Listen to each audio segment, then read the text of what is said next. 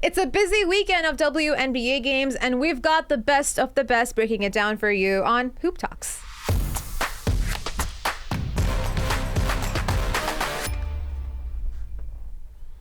When I said best of the best, I said Crina Mustafa, and then we just have someone joining us here, Justin Pooni. I'm Noor Zainab. No one cares. No one cares. The Aces fans love me after last week. They don't. I'm the voice of Aces Nation. They don't know now. you like that. Who do you think you are? You thought you was Kobe? You didn't know you like that.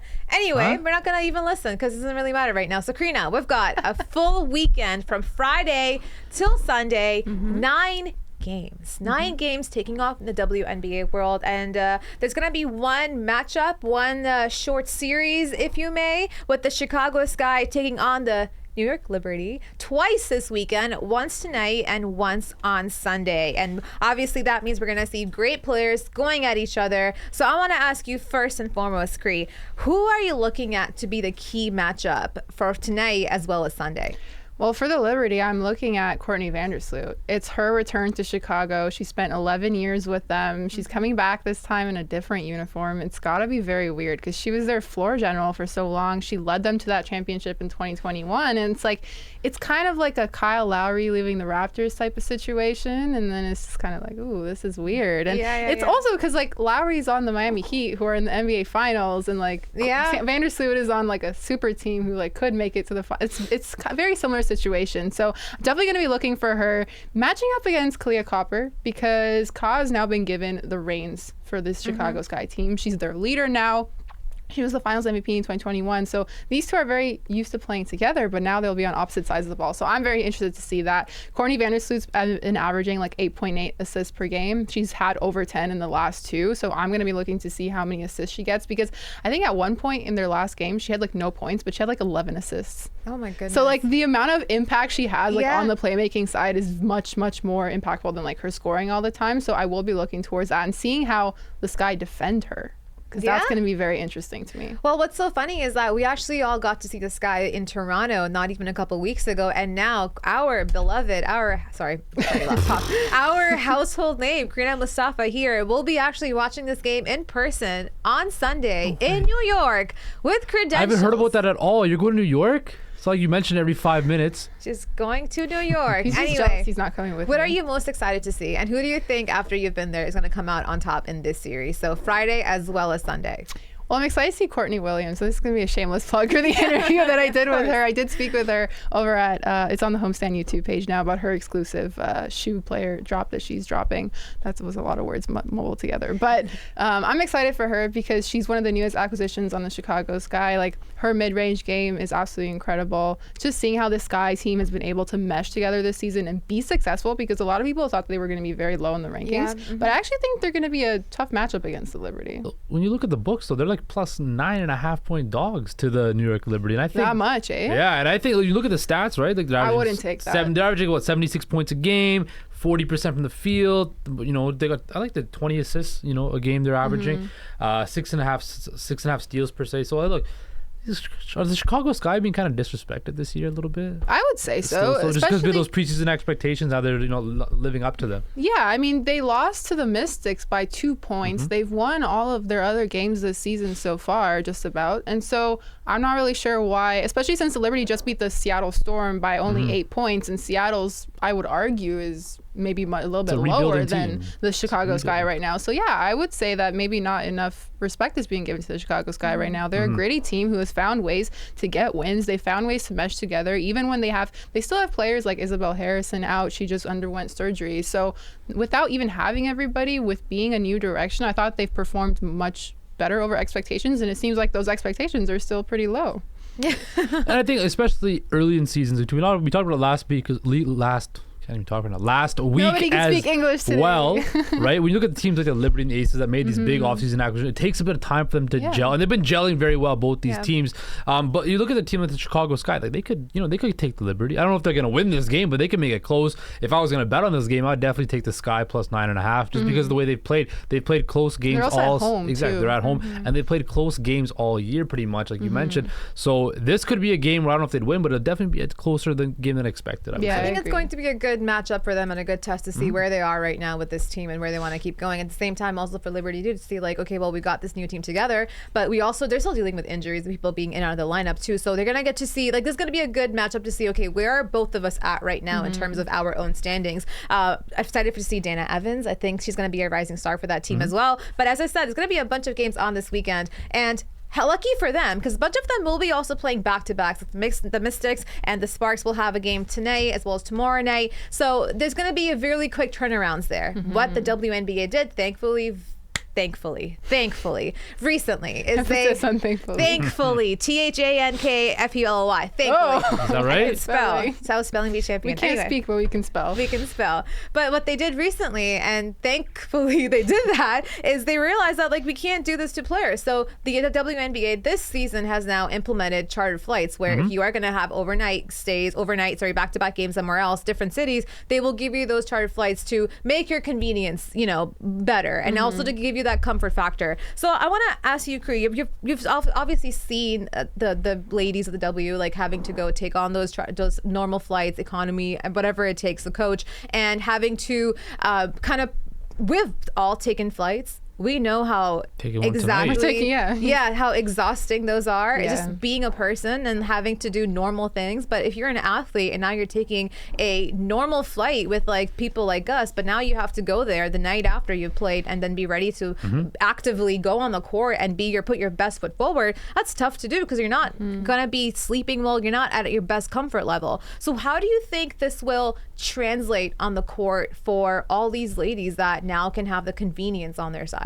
Yeah, I mean, I think it's a good step towards growing the charter program, and maybe eventually once we do the CBA renegotiations as well, maybe making it even bigger. But I think that like if you think about the recovery time for an athlete, like dealing with the commercial flights, dealing with delays, like there's been situations where teams haven't made it to their destination and like they've had like 48-hour delays. Yeah, exactly. And that's very hard to do as an athlete. Like traveling in itself is already hard. Like just think about when you go and you travel and you're like adjusting to time zones or you're adjusting to like a different bed that isn't yours. Like it's all these little things that I think that the charter flights just takes off a little bit of stress in that area. And like whether or not that translates to the court, I don't think there's any concrete evidence as of yet, but like I do think that because they are professional athletes, they should be given every opportunity to make it as smooth as possible. Absolutely. We all know, you guys talked about, we all know what commercial flights are like. They suck. They're horrible. Like I hate it. I hate flying. And they're taller too, right? Yeah, like they're pro. Can't fit. They're pro. Imagine you're sitting in imagine me. I'm sitting on my flight tonight, and a professional athlete sitting next to me. Just imagine that. These are professional athletes. These owners have all this money, and last year we saw Josiah get fined $500,000 for trying to get his squad on a charter flight, which is absolutely ludicrous to me. The fact that these ladies don't have the chance to fly chartered is absolutely crazy to me. Even now that the pandemic is pretty much over, but still there are still health and safety precautions you got to care for on a plane too, right? And when you have people that you don't know what's going on with them, what type of illnesses they have, and the plane is one of the most common places you can get sick, right? To have a pro athlete like that, and a whole team that could get affected by an illness like that could be like take your season up and like change your season on the entire LA Sparks team was out last week because all of them were sick. It was it wasn't a COVID related thing, but literally like 10 players were sick. Exactly. And when you can have these athletes in a controlled environment that's more comfortable for them, I don't know if you guys ever flown a charter flight. Sometimes when you're lucky, when you fly cross country, you do get lucky. Sometimes they do accidentally give you a charter plane. I've done that one time. It was really? It was actually crazy. Oh. Like the seats are way bigger and all of that. It's crazy. I would definitely recommend it if you ever get lucky. Big time, Justin. Yeah, let me try it out next time I go on a flight. Sometimes you just get the luck of the draw, right? But what I'm saying, it's just these are high performance athletes. They should be treated with the utmost amount of care, and because like you said, they're the way they're how taxing their body goes through the season. The fact that something as small as a charter flight could help out a long way, and I think it's something the WNBA needs to implement for all teams to have charter flights because they are pro athletes. They are. Would you say that would athletes. Be like the next step moving forward to make sure that we are changing the landscape for women and like making everything more comfortable for them to ensure that we're prioritizing their comfort and their convenience, right? So we already said like it's a back-to-back thing. Like the next best thing would that be like making sure that now you get them permanently, like you just get charter flights altogether? I think that's absolutely the case. Like you need to do that because that's the next step in evolving the league to making sure your athletes are taken care of, right? And when you have pro athletes in these leagues, you look at every major sports league across North America, player safety is such a huge thing now, right? Yep. Why is the W not doing that, right? Make sure your players are taken care of in the best way, that they can play games where, fans will come to games to want to see the biggest stars. They want to see a Brianna Stewart. They want to see a Courtney Vandersloot. They want to see these players come to these arenas and come to these cities. Well, take control of it and allow the league needs to allow teams to take care of their players to make sure they're available on a night-to-night basis. And I think they have to do that. And my last thing on this is it all comes back to the CBA. Right now, in their CBA, they've negotiated that all teams need to fly commercial economy because that's the fair level field, whatever you want to call it. Because no, it's economy. No, it's I think the most is premium economy or something, but it's not first class. So you get the salted nuts rather than. But it's also just all of these flights. It's not like they're huge flights. So not that there would be first class on these really small flights. It's not really I don't really think that. And what I'll say honestly, for me, sometimes it feels like the W is even further behind than college sports, because if we're all these college players they have chartered planes. Well, not just that. Let's look at how these girls can also make their own money now with the NIL program, name, image, likeness. These young ladies who are in college right now in college sports can go out and make their own money, and we're seeing Angel Reese do just that.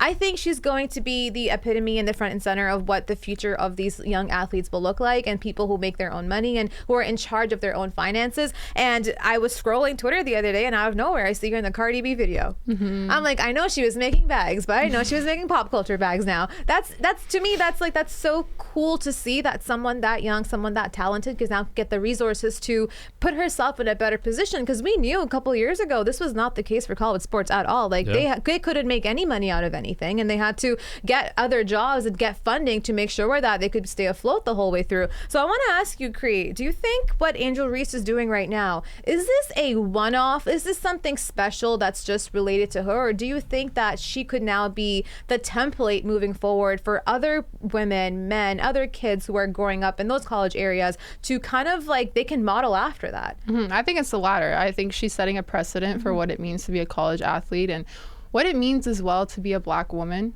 and representing that side of the culture as well too. I thought that's so important. Her run with LSU to the championship this year was amazing. It put so much attention onto the tournament itself. It put a lot of attention onto the athletes, because even her teammate Flaujae, she's also she's rapping with Lil Wayne, and she's she was a freshman. So all this stuff has been really, really cool to see, and seeing her continue to grow. Her personality is amazing. It's just what basketball needs, and I think we're gonna see even more support for women's basketball, but not only women's basketball, but also all the other sports in the NCAA, because I think that's the important part of it here. This is the biggest thing in college sports now, the NIL, the transfer portal. And the NCAA might be the most fraudulent organization of all sports, where they rip these kids off, making billions of dollars off kids' name, likeness and images and stuff like that. And the fact that Angel Reese, her NIL value before the season was $370,000. Now it's $1.3 million. Yeah. Right? She's got over almost 4 million followers on social media now. Everywhere you look, you see her. She's on commercials with Zion. She's, of course, in music videos now. She is everywhere. And the fact that you're able now to make money off your name and your likeness, imagine that, guys. You could make money off your name, off your face. Imagine that. This is Justin. Imagine that, right? He's that's just. But she's right now. She's got the charisma. She's got the game to back it up, and more to make as much money as you can. I'm a firm believer that if you have a certain skill set, you should maximize that to make the most amount of money. And Angel Reese is doing that right now. And like you said, you're seeing it on the men's side of sports, but now she's the trailblazer for the women, right? She is going to set records for NIL deals. And if I'm her, basketball overall, basketball. Most, you saw just how big the women's Final Four was, and how much money that brought into the NCAA, but look how much money that brought into her as well. And that's why it's so important for these college athletes who give all their time up to hone their craft. They can't get part-time jobs and go to school, right?